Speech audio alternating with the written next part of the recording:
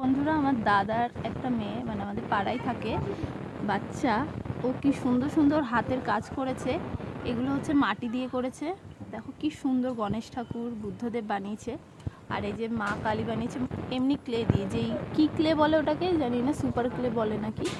এই যে দুর্গা ঠাকুর বানিয়েছে, কালী ঠাকুর বানিয়েছে, এই যে পুচকি। তোর ভাল লাগে এগুলো বানাতে? তাই তুই একা একা করিস নাকি কেউ হেল্প করে? একা একা একা একা করে। দেখো কত সুন্দর করেছে। আর কালারগুলো দেখো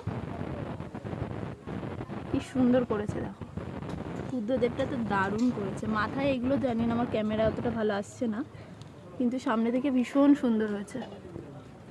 এই দেখো কত ট্যালেন্ট, দেখেছো? কিছু শেখেনি, কিছু না, ওর জাস্ট এমনি ইচ্ছে হয় তাই বানায়।